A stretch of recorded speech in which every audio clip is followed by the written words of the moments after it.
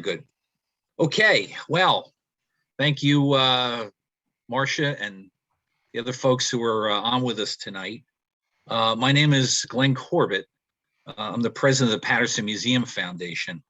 We're a 501c3 that was created back in 2017 to help the Paterson Museum as a nonprofit, aiding the museum in a variety of ways, acquiring artifacts, conservation of materials,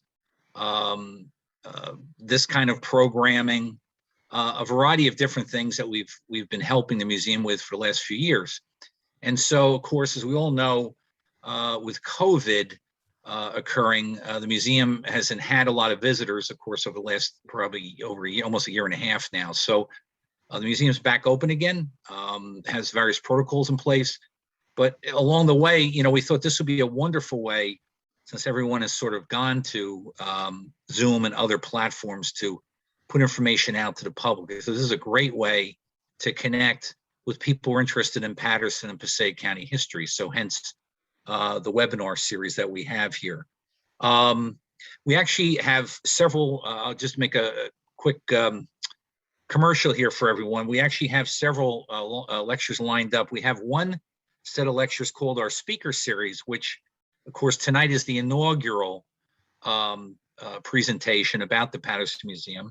On December 21st, we'll have a presentation about the Great Fire of Paterson of 1902. On January 18th, we'll have a fellow by the name of Jim Rassenberger, who recently completed a book, a biography of Samuel Colt. And so some of you probably know that Colt's very first gun mill, the very first gun that he produced, was in Paterson at the corner mill and Van Houten Street. So he'll be here on January 18th. On February 15th, the museum curator, Heather Garside, will give a presentation about Minerva Miller, an early African-American activist in Paterson. And she's got a wonderful PowerPoint on that. So that's the next several speaker series presentations we have coming up.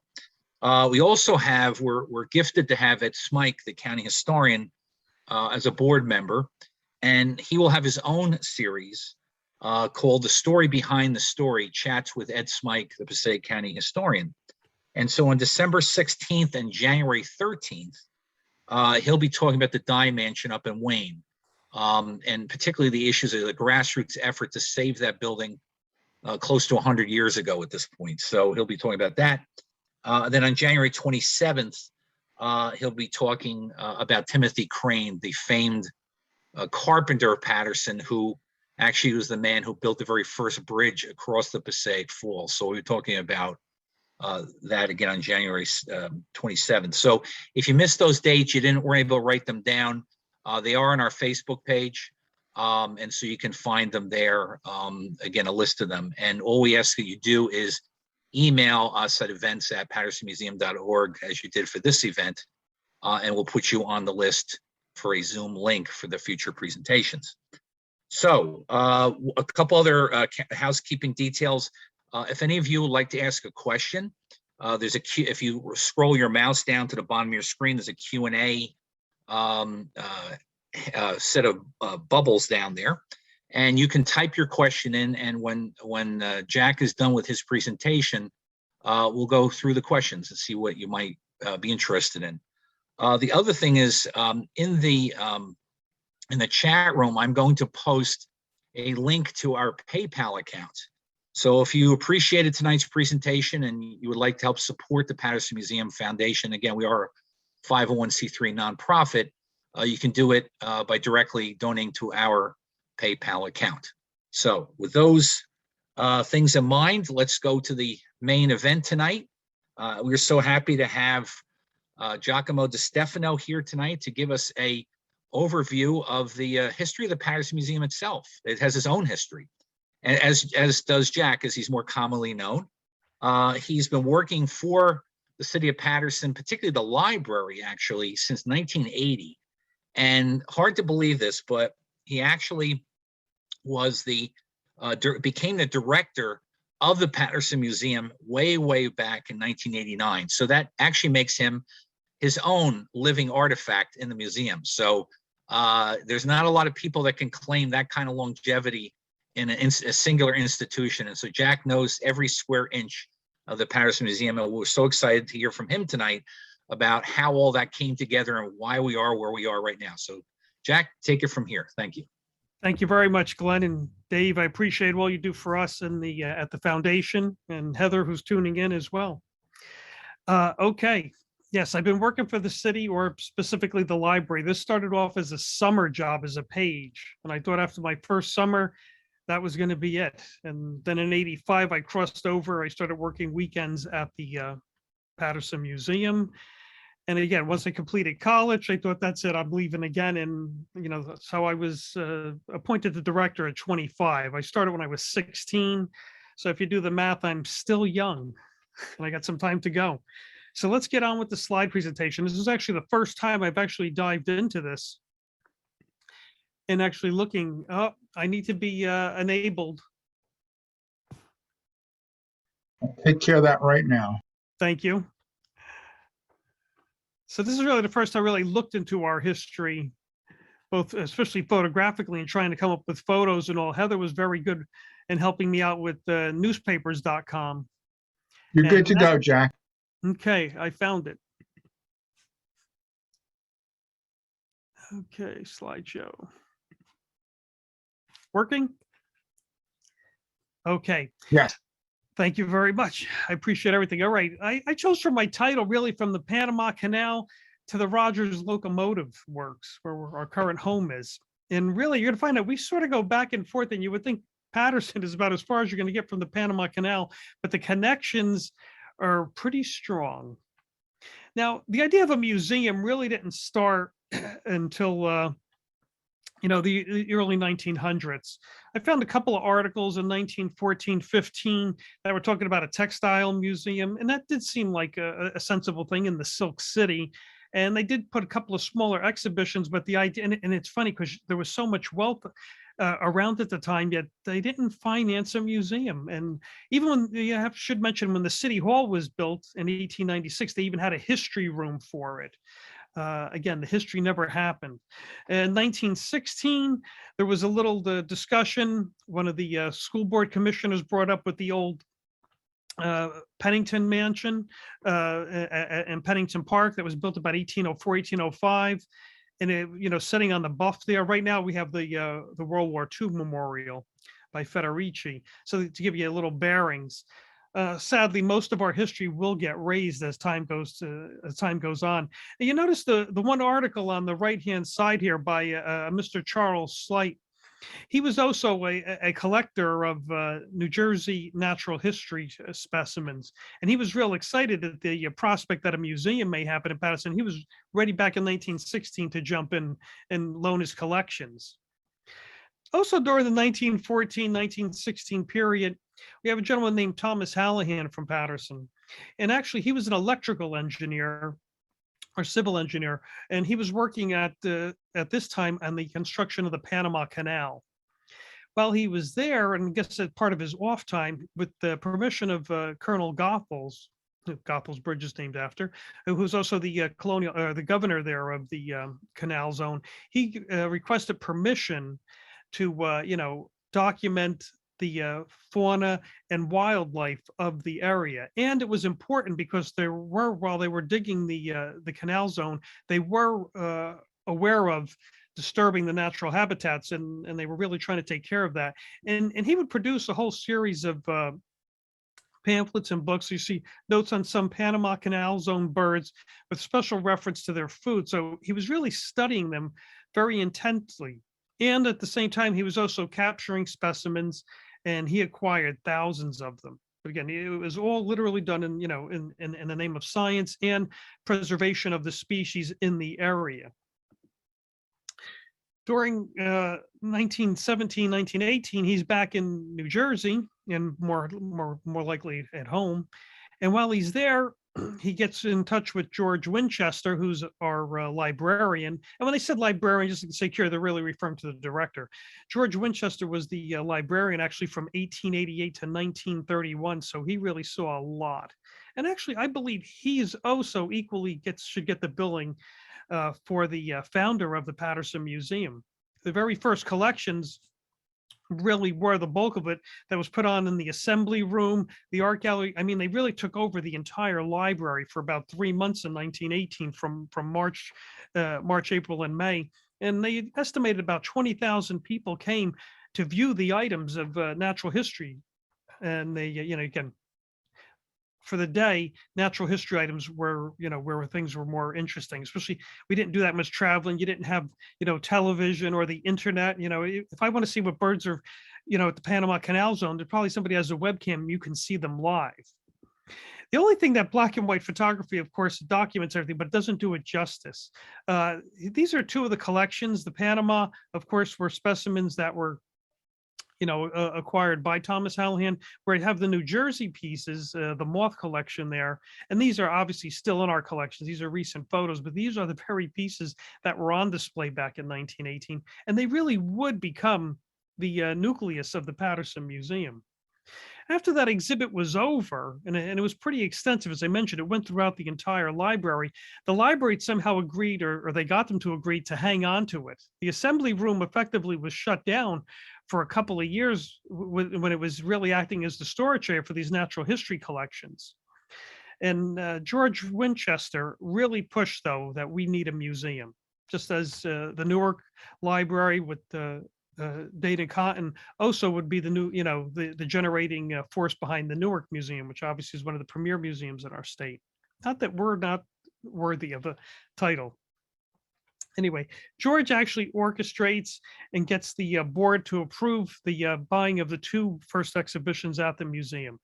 The hand-to-hand collection, they actually spent quite a bit of money for the day. Again, this is 1920. Halligan, rather, they offered him $5,000, and for the Slate collection, that was about $2,000. And if you convert it to 2021, that's roughly $69,000 and $27,005. And there's one other collection that they would also buy at this time, which was from a Carl Schondorf. He was an archaeologist in the area documenting the Lenape culture, and his collections really range from about 1870 through about 1920, and they would continue. And they did purchase his collection as well for an additional $1,500 that year. So in total, they spent, again, in today's money, about $122,000. So the city really was invested in this. I just, again, went through our collections to show. Now, when they said they were giving us 30,000 items, a lot of these are also quite small. But you notice the one label right here in Panama, and again, Thomas Halligan, Balboa Station, near the in the Canal Zone. It's just some of the pieces that we still exist in the New Jersey pieces by Slate, which again, for his numbers, if you look at these, and this would fit in your palm of your hand, there's about 60 specimens right now. There's 32 specimens just in the larger screen, and the labels are so amazing. Again, you can see how small a pinhead is and some of the insects that he's been collecting, let alone the labels they made. And again, this is still in pristine condition. And again, the same items that we had on display back in the 1920s. So after a couple of years of storing this, the library board has been kicking around, we should take over and really form a museum committee. And really the founding documents for the museum itself probably would trace itself to the February 9th, 1925 meeting. President John Reynolds presided, and they created a standing museum committee. And they said, this is a copy of it on the left-hand side there. The only thing that they haven't changed, and I hope I've never offended my board, but it says we have permission to spend up to $50 a month without any board approval. But I think those days have changed a little. If you notice, the newspaper article, though, is also interesting because it mentions the first two people who actually applied for the civil service test and passed. It's Miss White and Mr. Morton. Interesting enough, there was one other gentleman who applied for the civil service test and he failed. And there was a big controversy in the newspaper. That was Mr. Carl Schondorf. I need to find a photo of him. If anyone has one, I'd appreciate it. He felt that he was done an injustice, and he took out like 3-4 pages of newspaper articles because he felt he deserved that position. He's a man from Paterson. The gentleman that was appointed, and who, let me go back before our first appointee of James Morton. Anyway, let me talk about Robert Williams real quick. Robert Williams also came onto the board as a young man in 1925, and he would remain on the board to 1953, and he gravitated immediately to the museum committee. Part of his career, he was the editor of the Morning Call. And Mr. Williams really was the driving force behind the museum for, you can see, over 25 years. And he was also responsible with the rest of the board in hiring James Morton as our very first curator. James Morton led quite the life. He was a graduate of Harvard University. He was a lawyer. He did time out west, a very progressive thinker. This is him as a dashing young man around 1906. And you can see some of the topics he was taking on, especially the curse of race prejudice. You can find this today if you were to Google it or on hathatrust.com, and you could read it, and you can see the problems that we have today are no different than we had in the at the turn of the previous century. As well as, he was an advocate for women's suffrage and all this. I mean, a pretty progressive guy. Some people would even call him a bit of an anarchist, I would guess. But he was in Paterson earlier as a member of the Ramblers Club. The first exhibitions took place in the assembly room on the second floor of the Danforth Memorial Library. And actually the room's been altered quite a bit since this day. You can see it's a pretty enclosed room. If you were there today, this hallway actually runs straight through, and the assembly room now encompasses this entire area. In 1925, they also received an amazing donation of paintings by the widow of the former vice president, Garrett Hobart, and Jenny Tuttle gave 25 paintings, and they would also always be in the assembly room. So the Paterson Museum's first operations would be then in the center of it. And they were this for about a year or so until they were able to acquire their own building. This would be the corner of Broadway and Summer. This is the Paterson Library. And this is the former home and coach house of Mayor Nathan Barnard. Actually, the house would be raised, and the Paterson Museum would spend its first 50 plus years right here in this little building.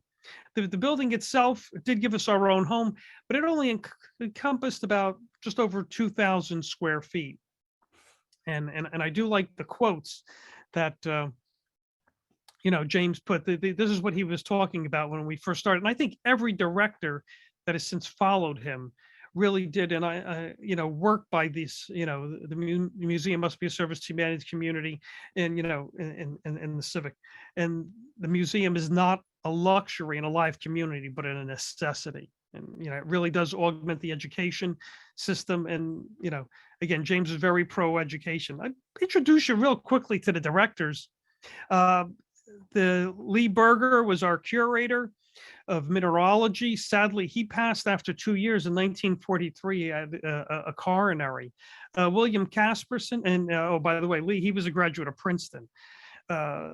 William Casperson was a mineral dealer and Methodist minister. He led quite the colorful life, and he was also the founder of the North Jersey Mineralogical Society back in 1945, and that society still meets here at the Paterson Museum, although they haven't met, of course, in the last 18 months. Dr. Zaref, he was, where did he graduate? Oh, he graduated from in Austria, in Vienna, from the university, and he was a psychologist and psychoanalyst. Phil Del Vecchio was with the meteorology. If you go to the Nature Center on Garrett Mountain, or in Rifle Camp Park rather, they had the seismograph and the observatory. So he was really all about stars. Tom Peters, a graduate of Rutgers University, Lehigh, Masters in Geology. I mean, these are really, we had some very impressive directors, and not to be funny, and then came me, and I'm thinking, I can't hold a candle to these gentlemen. I'm a local boy. I was born and raised in Paterson. I went to college, William Paterson College. I mean, I've always been a stone's throw from, the library. And although I do consider myself quite fortunate in having one of the greatest jobs, and look how black my hair was at one time. That's why I probably really loved the photo. one of my first major exhibits. But back to the old coach house and the exhibits. Space was real limited. They couldn't barely fill what they had, in storage at the assembly room, and it took over the floor space, but they would be pretty creative from time to time. 1927, the city also gets one of its most amazing artifacts when they have the raising of Holland Boat's #1. This is the first successful submersible that was tested by John Philip Holland, Paterson school teacher and the inventor of the modern submarine, in the Passaic River back in May and June of 1878. After resting on the bottom of the river for 50 years, the 7 college students from an engineering school actually raised her and presented her to the city. And that's the document on the parchment where they were giving her to the city and to be exhibited and free to the public. At first, it really was just on view at the city hall. And then the mayor had the idea, this would be a perfect thing for the museum. Robert Williams, the chairman, and our director, James Morton, were more than receptive of the idea, because even though we were a natural history museum from the start, Morton will believe this is the beginning. We should have history. We should do more. And from like 1928 and 29, he's already complaining we don't have enough space. The couple other photos you see on the diagram. This diagram's from 1955. On the steam engine on the left, it's #1. It was located right as you first walked in. Of course, this is the Holland sub, and everybody who went to the old museum may remember going behind the curtain to see the rocks that glow in the dark, or the fluorescent minerals from the Franklin Ogdensburg area. This is actually a photo of our current ones, but that took place right here. Again, looking in the old museum, you can see how much real estate the old submarine, and the submarine is only about 14 feet in length. This is go behind the curtain to see the glow in the dark rocks. And then of course the Natural History Museum, from the big game, snakes. I mean, we had just about everything. These chimes here from Tibet were on loan. And, so it really was a museum of curiosity, but it was well planned. We would also do things for the Lenape, and I found some of these original labels, which I thought were pretty neat, because you can see they're all done by hand. No printing. Thank God for the computer today, because I don't think any of us write like this any longer. This is a little bit more modern exhibit that was in. So this would be about the 1950s, 60, but again, on the first floor. And when they opened this, it was a big deal that they had some built-in cabinets. And actually, almost all of the artifacts that you see here, from the mortar and pestle, the tomahawk, pipe, and a few of they're on display to this day. And this is only the tip of the iceberg, because we have about 15,000 Lenape artifacts, mostly from Carl Schondorf and Max Schrabis. I mentioned Schondorf earlier, as again, that was a gentleman who felt he was slighted by the board. And, again, some of the more natural, the 50s and 60s, because they went to this paneling and hid some of the exterior plaster, interior plaster.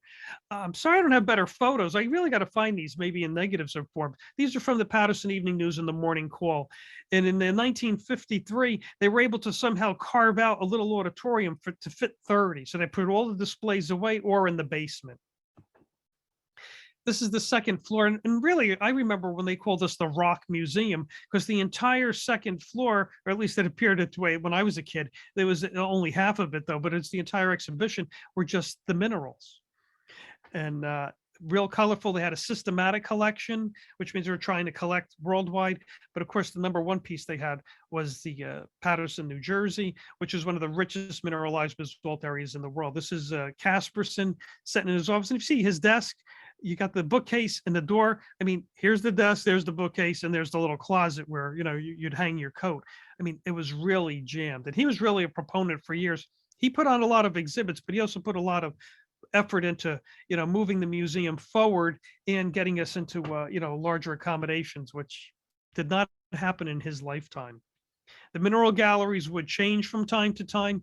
And again, some of these old ward cases you see here, we still use them for our medicine exhibit. Gene Vitale was a textile guy, but he was also an avid collector of minerals. This is holding a certificate from the Newark Mineralogical Society. The two main ones in the state of New Jersey were the Newark and Paterson. And I think Newark's defunct, and Paterson is the oldest operating mineralogical society now in the state of New Jersey. And as I mentioned, Casperson, this is William Casperson right here, and he's right here.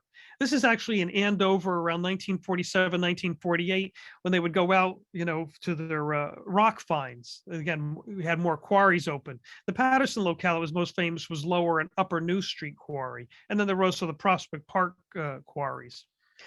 Here they're going for rock hunting day. Up here, you can barely tell, but there's actually a skeleton here. In 1947, someone was doing some digging in Clifton near off of Lexington Avenue.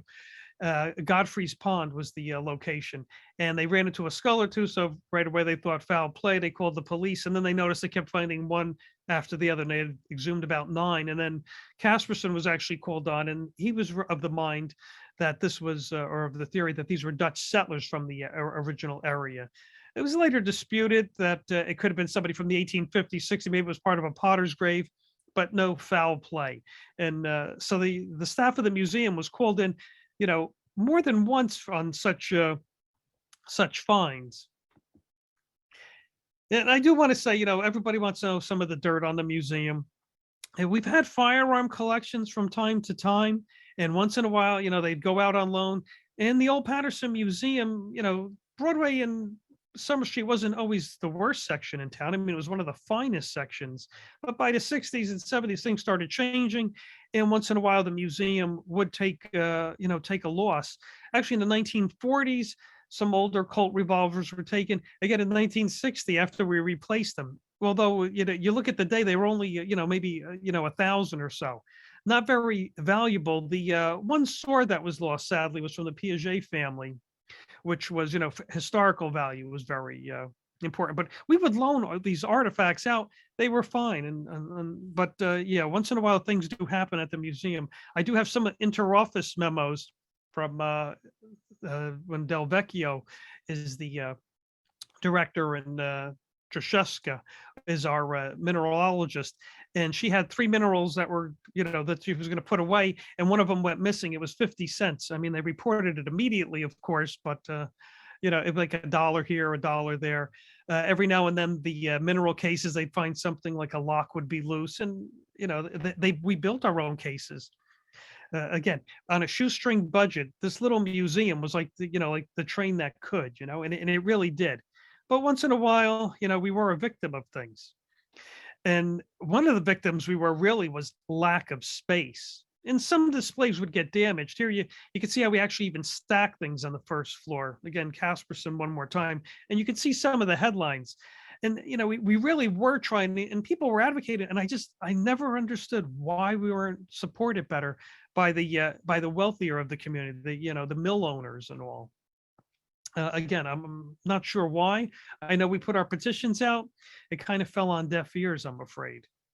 Although in 1980, it finally did happen. And, and really the reason this happened was because President Ford came and declared the 120 acres in and about the Great Falls a National Historic Landmark. And this really was the start of a new day for Paterson. You can also, in addition to Gerald Ford, we have Mayor Pat Kramer sitting there behind the umbrella. Actually, Brendan Byrne, our governor at the time, is right next to him. But, Pat today is still a big proponent of Paterson and also a member on our board. And when they created the national park, he was on the advisory committee. So here's something that started while he was mayor and continued long after he retired from public office. Right away, some federal money was in. They start doing studies on the area, again, the historic district. One of the focuses, of course, was the Rogers Locomotive Works. That was one of the largest producers of locomotives in Paterson, with 3 major manufacturers. Rogers being the oldest, about 6,000 locomotives rolled out of here. And it's a little bit early, but between 1850 and 1860, Rogers was the premier locomotive builder in the United States, one of the most innovative. The only problem is eventually you see how tight everything is. They got choked and they really had no more room for expansion, sadly. But when they were looking to restore the buildings, they realized that these are really prime buildings from the Rogers Works, and they really comprise what's the largest 19th century locomotive works left in the United States. Where normally everything gets torn down. We're quite fortunate to still have these industrial giants around. And what was really nice is all the work could be done inside because the building was a derelict, although that brick, you couldn't blast it away. So you also had the Cedar Program, where they were also doing training. But again, everything was done on premises. It was like a little cottage industry into itself, really buzzing along. And I point out the windows because we have thousands of glass windows here, and all of those frames are made right here, including the large bay doors, which are eventually going to make up our Spruce Street. These are the same doors where locomotives used to come out at one time. And since they were working on a locomotive building, the one thing they thought would be perfect for the area is to get a Paterson built locomotive. And Jack Stockfish, who worked at community development, started scurrying the country. Again, it had to be so much harder. Today, I get on the internet, I start sending emails, right? And I know where just about every Paterson engine is in existence that still stands, where it is, who's taking care of it, what's its current disposition. Back then, it was a lot of letter writing, a lot of phone calling, and they really came up a little short trying to find a Paterson engine that was built by Rogers, but they were able to find one that was built by the Cook Locomotive Company. And this is actually the last 299 was the last of 100 that was used for the construction on the Panama Canal. Here's our connection again with Panama. We have, thousands of specimens from the Panamanian terrain, growing through the inside of the museum, and then going to come outside the newer museum that'll be this, large mogul style locomotive. And what a job this was. Actually, you could do a whole presentation on this, again, mentioning Mayor Pat Kramer. He got to bear the title as the great train robber. I don't think the Panamanian government at first was ready to give this up, but it wasn't the Canal Zone, which was ours. But we are quite fortunate that she was able to come back. And, and it really made the trip from Florida after going through the canal itself, right through Florida, and made stops along the way until it finally came to Paterson and would be finally its resting place in front of the Rogers Locomotive Works. This is how she looked a few years back, right after we got her painted. Not easy keeping the car polished. Try keeping a black locomotive painted and shiny. Although I have to say, one credit, the children of the area and this building or our locomotives have never been tagged. Maybe because most of the school kids do come through here. 4th and 5th grade does have New Jersey studies, but I'm really happy, but they do have respect for the Paterson Museum and the locomotives themselves. So they've never been graffitied. And again, before the museum got here, the locomotive got here. Before that, then the submarine shows up. Actually, I have a little part of history with this. This is the Fenian Ram when she's being relocated. This is what the Navy really considers the first modern submarine. It's the second submarine built by John Philip Holland, and it was out in West Side Park on public display from 1928 until 1980, when she was deemed better to bring her inside to preserve this amazing artifact. You don't know the first, trying to find the first of anything, is lost in history, but we really do have the first modern ocean type going submarine, and it's, boat number 1, later dubbed the Fenian Ram, but that's another story. I said my connection with this is in 1980. It was moved in May of 1980, and I found that once I was here. Now I was a junior at Don Bosco Tech in 1980, going into my senior year. Remember those standardized tests? You had to take the SATs, just like when you had to read the reading comprehension, the English composition end of it. That's when this like marching band's going off. I'm thinking there must be like, the Kennedy Eastside football game or something's going on. I have no idea why there's a marching band go blasting, on a Saturday afternoon. But why? Because they were relocating the sub to its new place. And then what they did is, you can see they erected a tent around her, and they did all the cleaning and restoration. They took off, about 50, 60 years of paint, as well as all the slogans. The class of 1980 was on there when this was brought to the museum. And do a little back and forth. This is how she looks today. It was pretty sparse when she first came in. She's the only thing in the building. You see the windows in the back and the other bay door here. Since we've had her, we built a storage area as well as a backdrop. You see where the cantilever is right back here. That's actually a second story storage for additional pieces, including some of the Halligan and Slate collection. And of course, boat number 1 has always been a presence in our museum. The best thing about it, though, is it's been more complete. Now we have the diving planes, the conning tower, and the propeller at the end. Back in 2000, when we celebrated the 100th anniversary of the United States Navy's submarine fleet. And the submarine fleet actually traces its back to its purchasing April 11th, 1900 of Holland's 6th boat, Again, we're fortunate. We have boats 1 and 2, and that's all that exists. The other 4 boats that he had were later scrapped. So really Holland's legacy, but more importantly, the very first submersibles, practical, are based right here in your Paterson Museum. Again, now the transition, we're still not even here yet. We're in the middle of moving items. Again, the submarine's already here. We know we're relocating to the Rogers Locomotive Works, but donations are still coming in.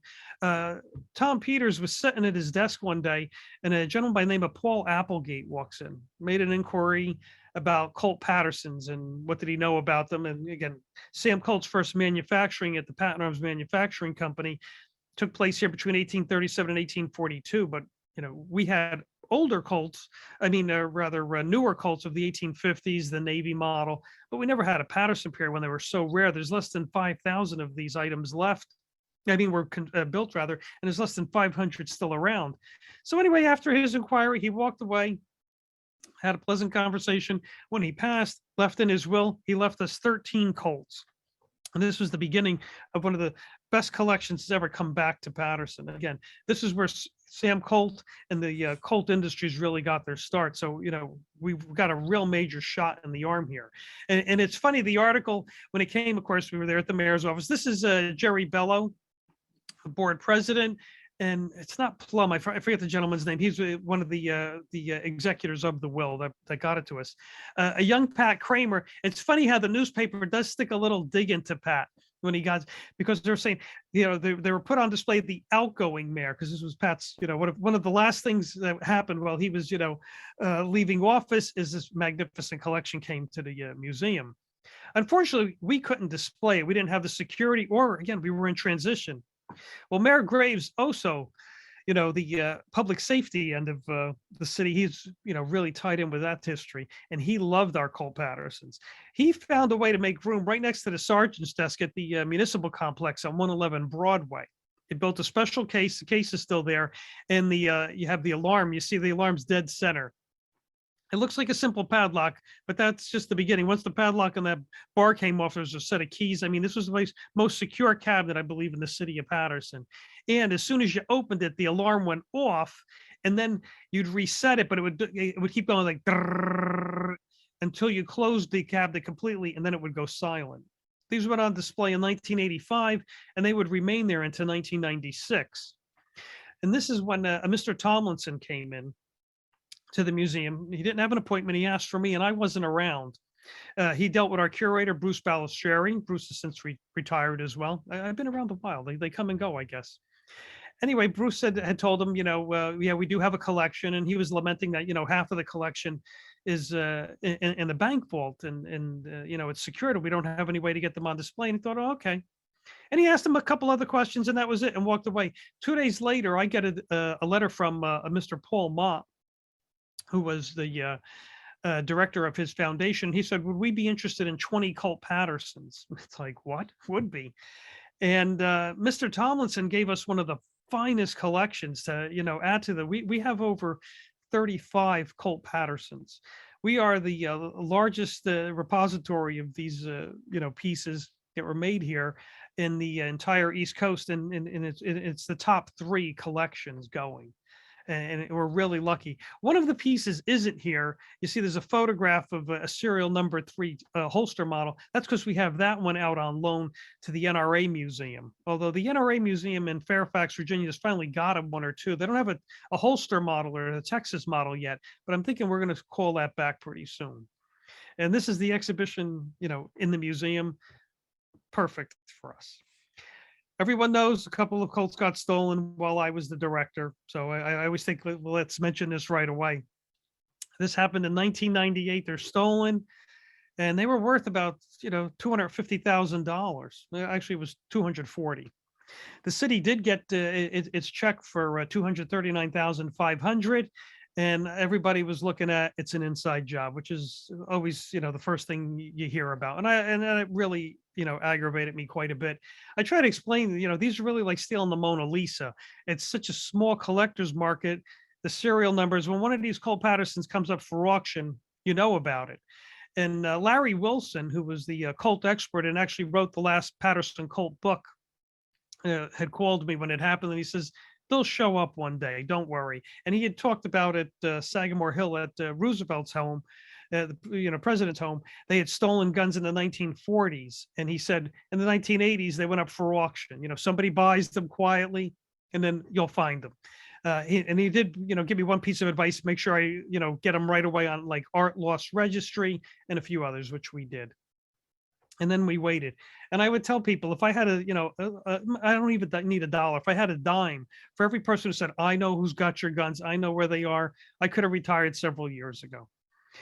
But as was the case, no one knew where they were. And then one day, out of the blue, a couple of gentlemen who were running an antiques place in Clifton came in, and it was Monday. We used to be closed on Mondays, and they had a couple of inquiries about our Colt Patersons. And I told them about them and all that. And then right away they were, I think we know where they are. And I thought, okay, yeah, that's fine. And then they had asked a question that piqued my interest, because they asked, what about the 9-inch barrel one?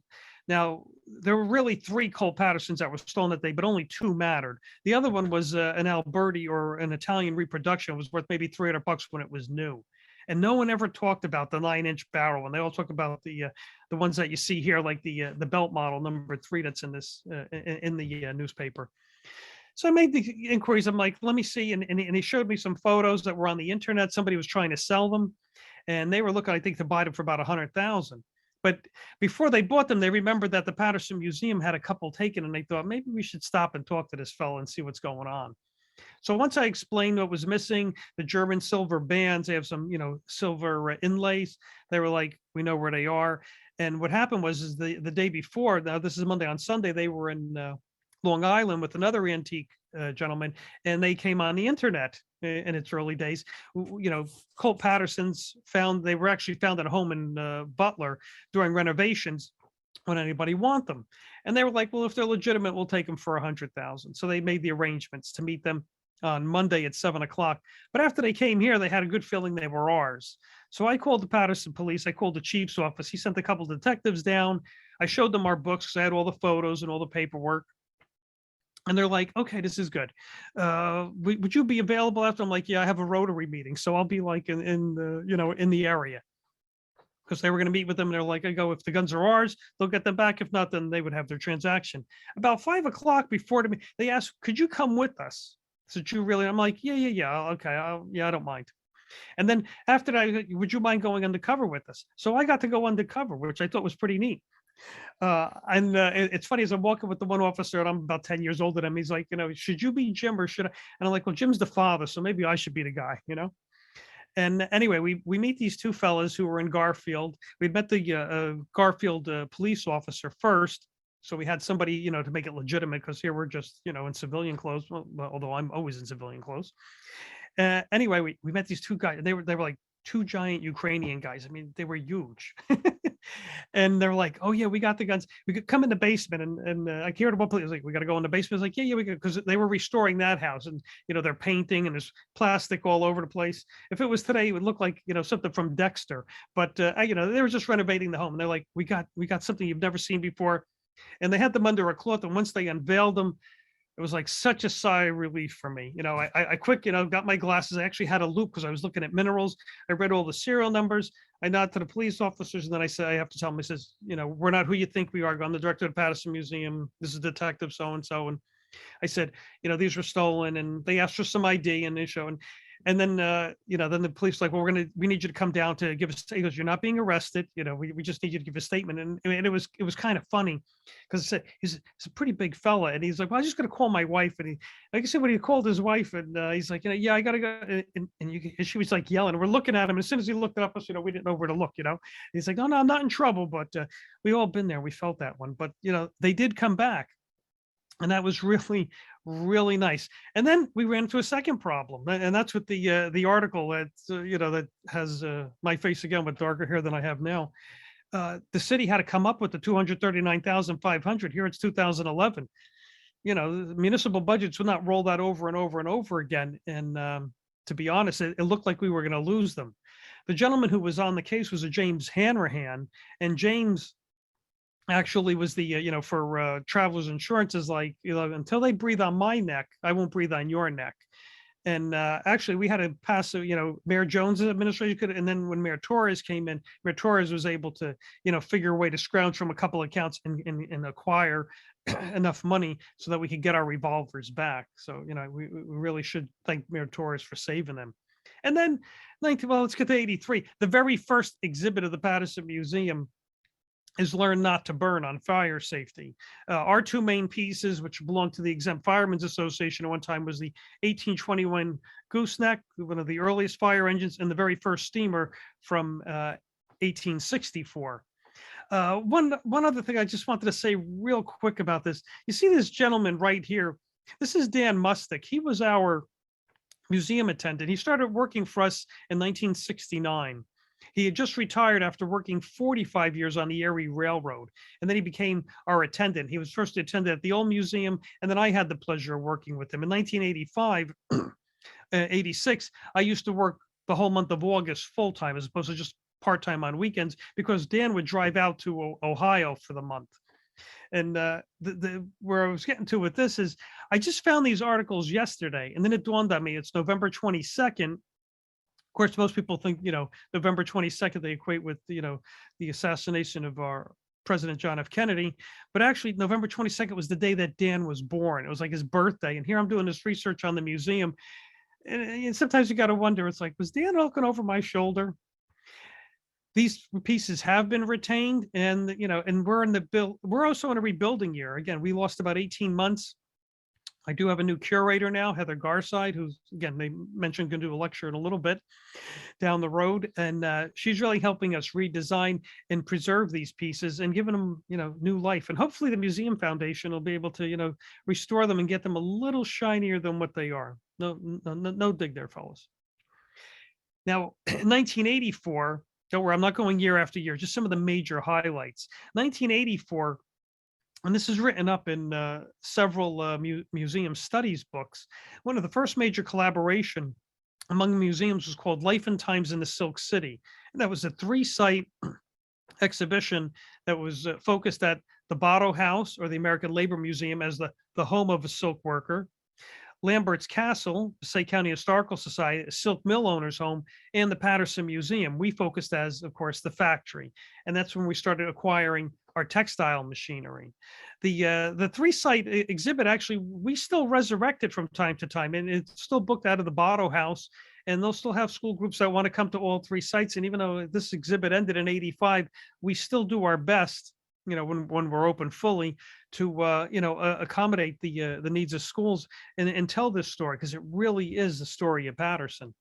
The textile machinery, the looms, the warpers, they were actually, again, these were donations that came in 1979 by C. Wesley Thompson, and it was, again, ahead of the museum, and not all the parts were there. Sadly, they were not working pieces, and I was able to replace them all. But the one thing I should replace, they had cutouts, and and you had the little description. Then when you would hit the button, the Learning Theater at the time had all voice imitators. So you had someone with the Swedish accent and Italian accent, and they would say, hi, I'm James, from Basel, Switzerland. I'm a silk warper, and this and that. And it was really very good for kids, because you really felt like they were talking to you. The only problem is if everybody hit all the buttons, oh my gosh, it was like, too much. This is the exhibit is today. The one thing I really focused my career on is, building collections for the Industrial Museum. The loom, the warper, these are all working. And this is actually the skein winder here was part of the original donation by Thompson, but the back half of it here was not on it, because normally this machine would be twice as the length it is. When Joseph Teschon and company closed down in the 90s, Bruce and I were able to, go through the mill and find all the parts we wanted. Unfortunately, we couldn't get a loom or two; it was just too cost prohibitive. Actually, the Dobby loom and the Jacquard loom that's in the background here, they came from F. Schumacher and Company. We acquired those in the early 90s as well. They were free, but it cost us about $7,000 to move them, because we had to pay the fees to get riggers. Dalzell and Company, we used to be right down the street from us on Grand Street for nearly 100 years. They would come anytime I needed with their 10-ton forklift, lift things for me. They were like wonderful, and they were moving the looms for free, but get the jacquard loom apart, they had to hire guys that, used to work for them in the 1960s because that work was no longer around. And fortunately, they were still there. But with the insurances and to get them, covered for that time, we paid $6,000. It was like 700 and change. So when we had a later opportunity with Teshawn, Dalzell was gone, and so were any of the riggers that understood how to take, textile machinery apart. So sadly, all that stuff went to the hammer. 1985, we'd also generated another new exhibit to celebrate the right years. Now, one of the three big industries that's Paterson and that really we focus on at the museum, silk, you see the textiles for the Silk City, locomotives. Of course, they built over 10,000 steam locomotives between 1837 and 1926. And then the last major industry that was really identified as, Paterson product was the Wrights Aeronautical Corporation, which was here for the golden age of aviation from the 1920s through 1946. And this is really when I started working a little bit more time here at the library. I was here when they had 100 people for their dinner. We did the kickoff of this exhibition. It really took over the whole front third. We had donations from the Smithsonian. We were closer with the Teterboro Aviation Hall of Fame and the school. So we were loaded with engines. Right now, all I have is the two that actually still belong to us. This is Wright's most powerful and largest engine, the R-3350, or for like the B-29 bomber. And this engine is from the 40s, but it's similar to the style that would have powered the Spirit of St. Louis, which was their most famous engine, the J5 that powered Lindbergh from New York to Paris nonstop in the first solo transatlantic flight. So this was really a big deal. After this, our exhibits, would focus on, rotating exhibits, art exhibits. We did a Larry Doby exhibit for breaking the color barrier and things of that nature. But the one thing we didn't do is we really weren't doing anything for the Lenape or the mineral, which was really the start of the museum. So this was important to me to get this back up and running again. So the one thing we were able to do is build sort of a simulated mine shaft. Again, a couple of people helped us on the design, and this we did almost all ourselves, the construction, and then built in the cabinets. And we have some of the finest specimens you'll find in the area. In the back here, in this back section, against the black wall, that's where we also have the fluorescent or the glow in the dark minerals. You no longer have to go behind a curtain. We do have to press a button to change it up. And then the Lenape collection, which we far exceeded anything I ever really expected. One thing you will notice, though, the Lenape collection does date back to the early museums, and so does this case. This is one or two cases that still are around from our exhibits from 1917 on up, and the library actually has a couple of them. For about 20 years, I try to get someone who could just put a shaft on a projectile point or an axe. More importantly, I just wanted, somebody to carve out a little piece of wood and wrap it with some sinew. More than one person said they would. No one ever could. And then a retired school teacher, originally from Paterson, Tony DeCondo, came in, and just by luck, he was studying with Herb Kraft, who really wrote the definitive book on the Lenape. We call him the Lenape now, not the Lenny Lenape anymore. It's the Lenape. And I brought out our collections because he brought Herb Kraft here, and we were going over things. And then Tony sort of like, oh, I could put that shaft on for you. And then after that, he volunteered for a number of years before he did come under our employ as a part-time worker, and he's still here today. He went really, full boat on this. He got descendants of the Lenape to build the clothing. He got the mannequins. Now, these mannequins used to be painted purple. They were like, purple, like, what do you call it? Purple fluorescence, real modernistic. He got an auto body shop to paint them for us. And then he got the Lenape descendants to put the clothing on. Built a wigwam. We used to have just a little model, a model about maybe not even 2 feet. Now we have a full-size wigwam, which again was used with the authentic wood that would be dogwood, would be for the frame, river reed inside. The only thing that's not authentic actually is the sheathing, the outer sheathing, the bark. We tried to implement our own, manufacturing of the bark, but we couldn't stop infestation. And Tony again came to our rescue in that he decided he'd work on the, work with the 3D class at William Paterson College. And so what they did is we had a number of places, a couple of quick checks had all given us all their old newspapers. So again, it was from the community helping us. And what one of the colleges, they took these old newspapers and they turned them back into trees for us. And one other student, Jennifer Hastings, she was the one who paid. This is from our Lenape what do you call it, projectile points, and there were over 30 different cultural periods, and she did the arrangement. So, Tony gets the most out of his interns.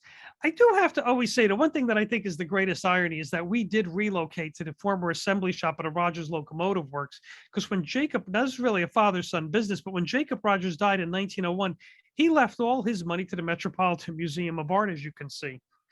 He left them equivalent today of somebody donating $170 million. And that changed the entire operations of that institution. In the past, no one ever thought to make, an endowment. Maybe a Rockefeller or Vanderbilt would give a $10,000 painting. Here's my painting, and get my picture taken with it.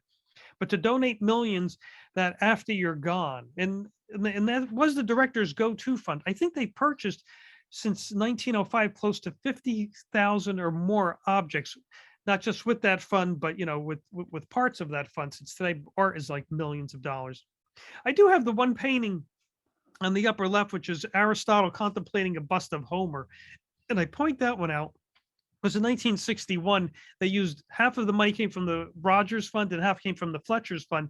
And they paid $2.3 million at that time, which was unheard of. That was the most expensive painting ever purchased to date. Of course, today we have living artists and you're spending about 100 million. And then the next big phase that would happen with the museum and, in our operations is being included in a national park. I never thought this would happen, but this is one of the times I was really wrong, and I'm glad I am. I knew we had the national landmark status with President Ford in 76, and then it was 30 years of absolutely never happening. Lowell, Massachusetts really became the national park that we should have been and more deserving as such. But, with the work of our Congressman Bill Pascrell and our late Senator Lautenberg, as well as Mendez. I mean, they really did push and they really created a park, and we got passed by President Obama, signed the legislation in 2009. And in 2011 is when they signed the paperwork over. I should mention that I was, when I was appointed the director, I was appointed under Frank Graves, but I was only the acting director and he had passed while he was in office. And then it was really Bill as our mayor that appointed me to this position. And I'm so grateful to this day. And I'm even more grateful, for the museum's future. As you can see, we're lassoed into this 35 acres, and now it's 52 acres because we include Hinchliffe Stadium. Most of it's pretty continuous, that it touches the raceway system, because this is the first practical application of water power to generate power for water wheels and turn machinery. And we're right across the street from it, but we are within the footprint of the national park, and we are the cultural rich, artifact rich institution. So the national park may be building a new park plan, welcome center and all, but the museum will not be its competitor. We are their partner. And we've been their partner from the beginning. Here's some of the early meetings that they would have. This is a few years back when they would have their advisory committee. They use the Paterson Museum. And this is one of the earlier sketches of what their giant welcome center is going to be. Groundbreaking should start by sometime this year. I know we're running out of time this year, but in the next couple of years, you're going to see an amazing Alexander Hamilton Center rise. Thousands of people will be flocking daily, we hope, and they'll be redirected to come visit us at the Paterson Museum. The National Parks has been helping us along the way, and we've also staged some of their, more successful programs. One of them in October is, our new immigrants taking their oath of allegiance. Well, a few times we've been the site where they finish their processing of paperwork, and we give them a guided tour and, history of Paterson, as well as we tie in the U.S. history at the time. Real successful program. This is November, and we would celebrate for Thanksgiving. We celebrate Lenape culture. Again, we partner more than once with the national parks.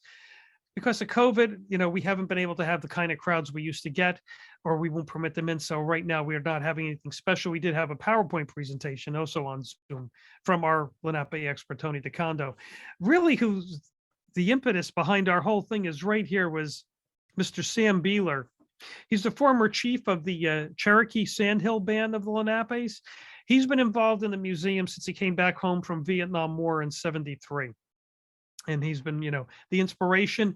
And when you come here, we have he's painted into the early displays.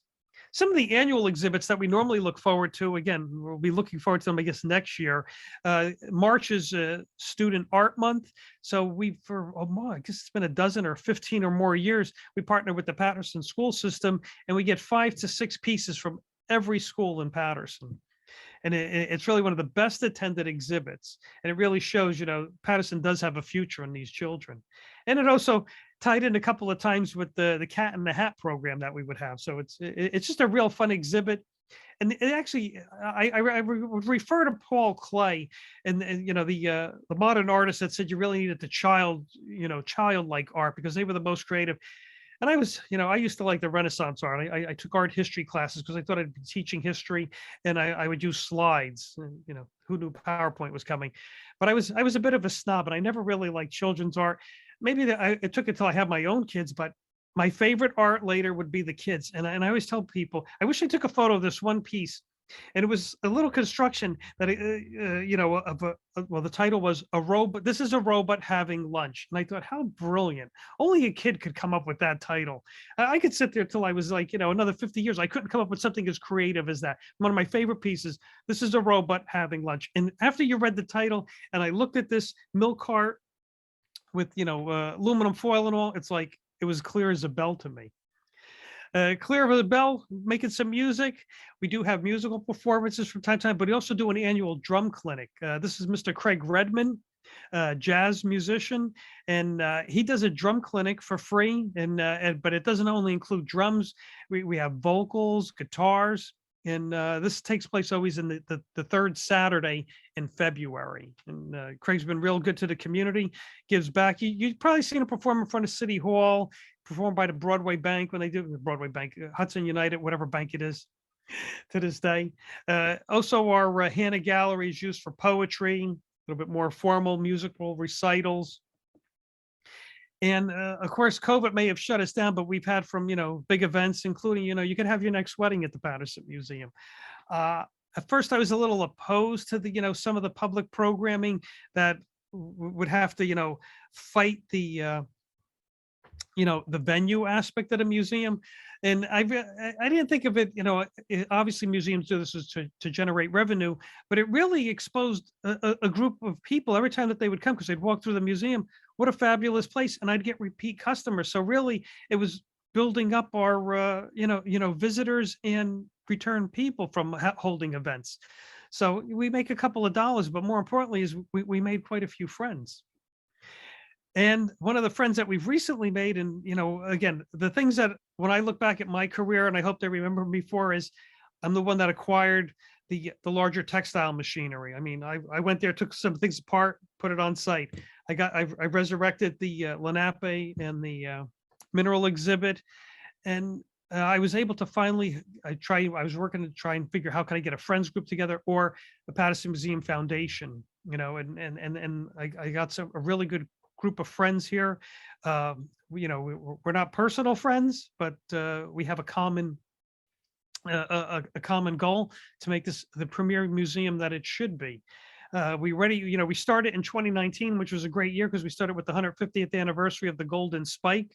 And actually the Golden Spike is still right in between these rails. We had the mayor drive it in on the close to the May 10th anniversary. But these engines don't look this shiny any longer. And one of the big projects I would hope one day is to get a building. But maybe we at the least we may get an addition outside structure that would help preserve these, and building a shed over is one of the proposed ideas. We're thinking big is what I'm trying to tell you. And I'm really happy to be, part of that. So hopefully this foundation takes off and they can really keep this museum, relevant and grow, more importantly. And there's our future. And I love this when we used to do their exhibitions here. And I love to thank you as much as the handprints. I hope I answered most of your questions and told you all about the Paterson Museum. Well, thank you, Jack. That was a wonderful presentation. If anyone does have a question for Jack about the Paterson Museum, either what he talked about or things you've always thought you'd like to ask about it, now will be the time to do it.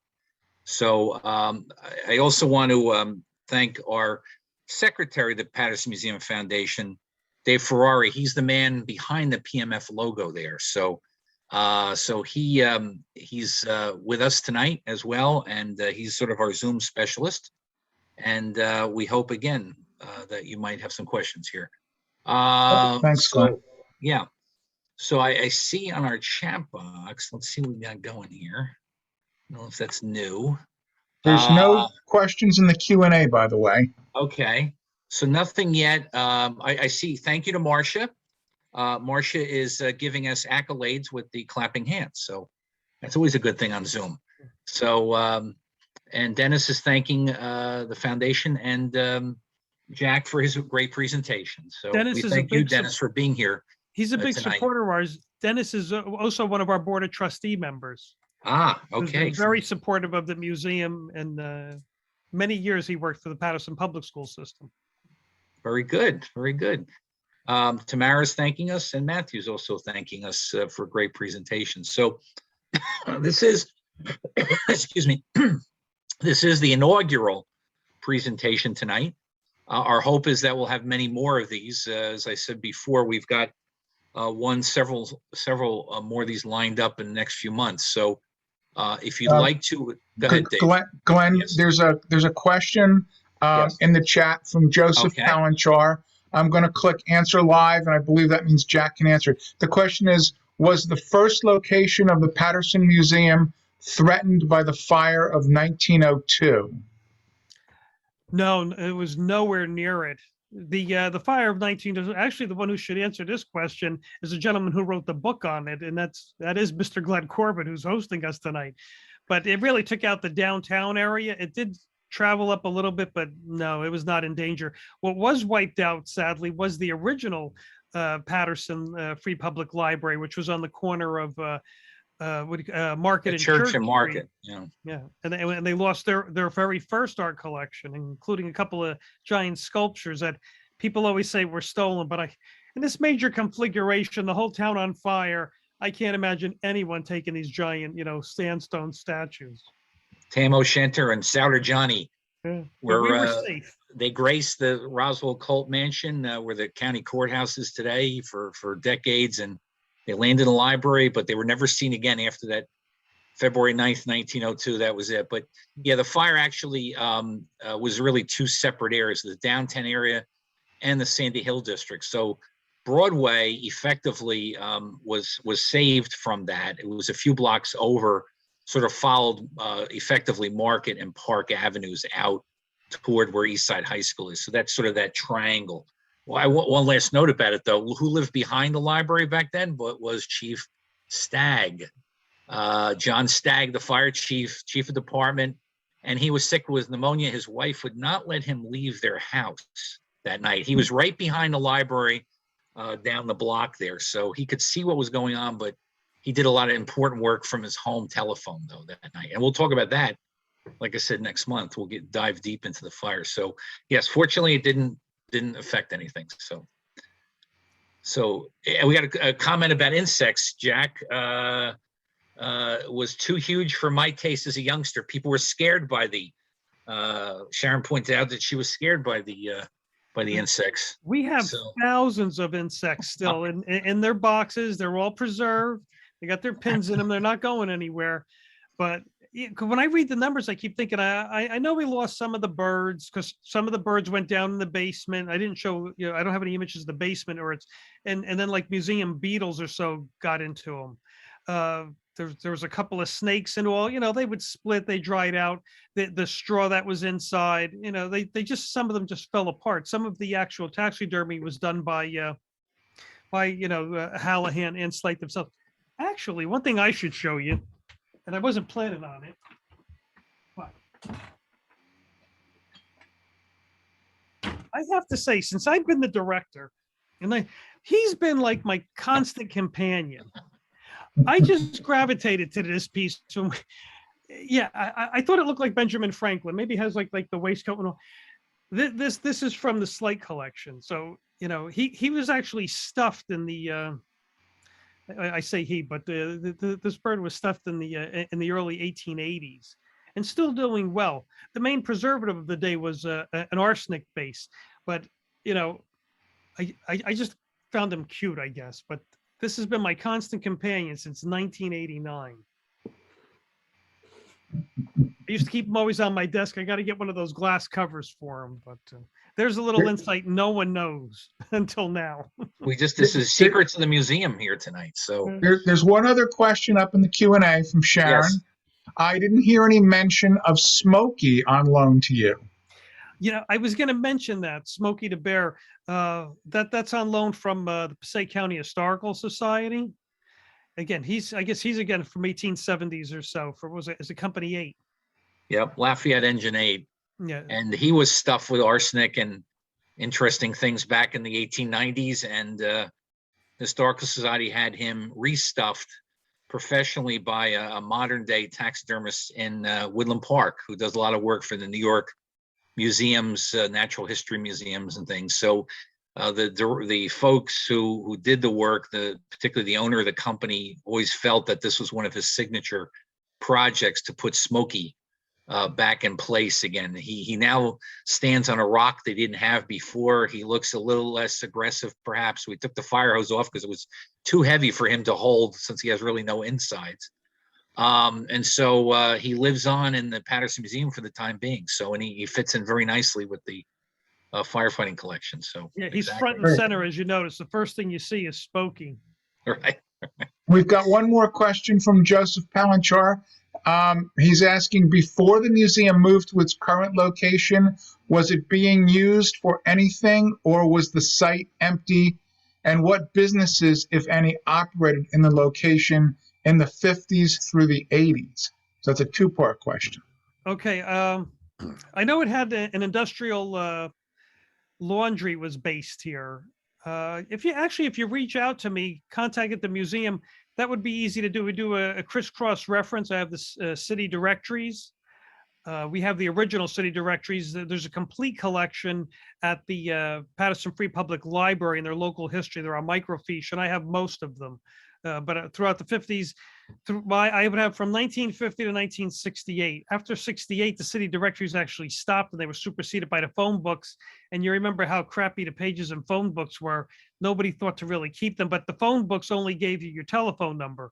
Where a city directory would list my name, Giacomo DeStefano, Paterson Museum or employee, or director of city agency, phone number, where you lived, whether you own the place. So the city directories are more useful. In the 70s, the building was abandoned. Actually, this building was scheduled to be torn down. Now, up the street from us is Route 19, and on the other side of Paterson is Route 20. I always feel like I'm 100 when I talk to kids. They says, well, Route 19 used to be called Route 20, and they were going to build like a belt loop and connect them. Our building was originally scheduled to be, raised for the drainage of it alone. And it was really going to devastate most of the historic district. And that's really where the Great Falls Development Corporation came in. And that was headed by Mary Ellen Kramer, Pat Kramer's wife at the time. And you really had a public and private entities working together for, really for the good of the city of Paterson. And that's what they try to get an injunction initially, just to do some preservation and archaeological work, because the DOT was just going to tear everything down. They didn't want anybody on their sites, and it was just a real mess. But then the project fell through and it never happened. And what the owner of the building did is he donated the building, the Rogers erecting shop, to the Great Falls Development Corporation. Now they have this 65,000 square foot behemoth of a aging industrial building. So what do?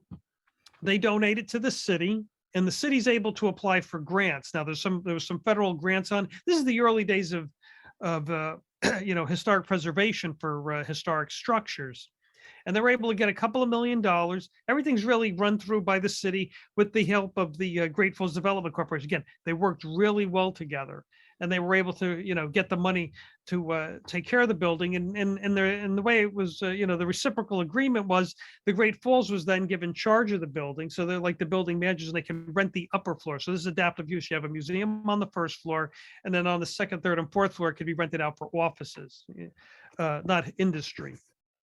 And and that's the way it's been going. And this will expire actually in 2028. when then the city will take over the entire building. I mean, they'll have the option to renew with the Great Falls Development, although if you've followed the papers, that would probably be unlikely at this time. So, yeah, the next few years should be interesting for the history of our building. But yeah, the building was vacant at the time of renovations. Thanks, Jack. Not at all. That's all I see in the way of questions. Okay, Dave, I think we've come to the end here. So again, I want to thank Jack for his presentation tonight, and again, our inaugural presentation. We learned a lot. I think everyone enjoyed it. So thank you, Jack. And I hope all of you will follow us on Facebook and perhaps attend some of our future events. So we're looking forward to these, and I think they'll really prove to be, an important part of people's lives here that live in the Paterson area, particularly. But folks that used to live here, I think, will give them access as well through Zoom. So again, thank you to everyone, and we will see you. We will see you on the computer in a few weeks again. So thank you, Glenn. Thank you for your leadership. Yeah. Thank you. Thank you, everyone. Okay. Have a happy holiday. Yes, happy Thanksgiving to everyone. Okay, and we're signing off. Thanks again.